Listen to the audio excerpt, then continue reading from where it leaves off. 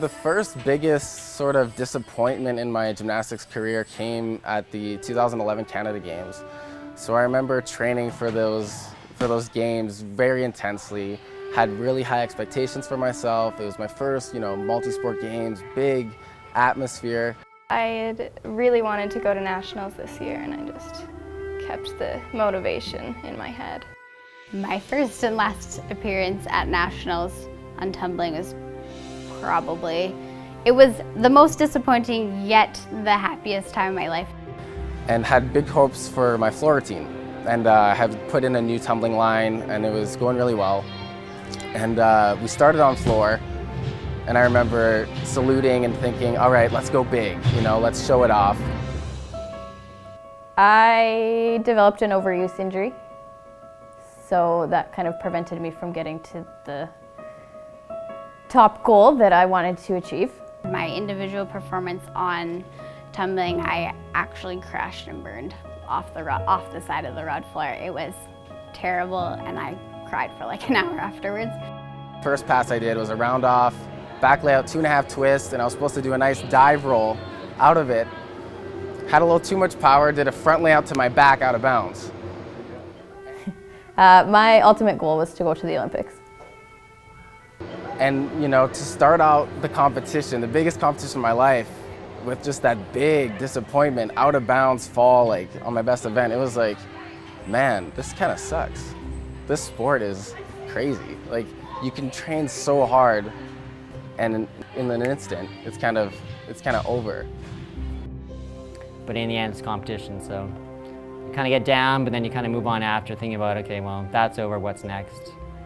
Motivating to get to the next competition or the next skill or the next training so that you can work on and become better.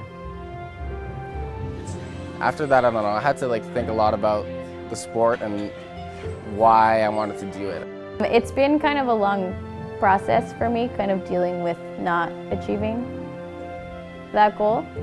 And it's something I think about regularly, and I watch the Olympics every year, and every time they're on, kind of thing. And it's something that's taken time, I think, to kind of move forward from and set new goals. A lot of times, if you're only driven for success, when it doesn't happen, it's sort of things turn sour. We can still learn from those bad moments, and I realize I still love the sport regardless of how I did at that meet. And just because I did bad at one meet doesn't mean I'll do bad at the next. In that same week, we got to do team finals. My routine went 100 times better. The rest of the girls' routines went way better than everyone expected. And we actually came out of nationals the second women's team on tumbling, so silver medal. So it was the most disappointing time of my life personally, but managed to finish on a high note. There were a couple weeks where I didn't even think I was going to go to nationals. And then I stepped up my game and then ended up going and doing really well. And kind of throughout that, realized that my passion was really for coaching gymnastics. 2011 National Championships, I was the floor champion for the National Youth category.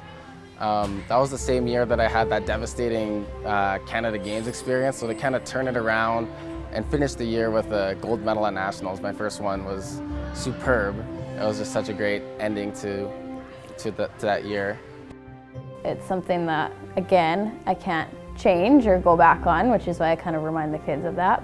Something I've learned from and I use in my own coaching to ensure it doesn't happen to the other kids.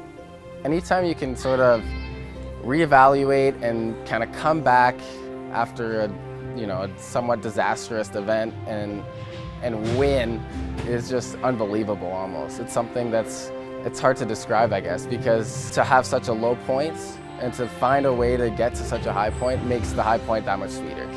Those moments are some that you'll never forget.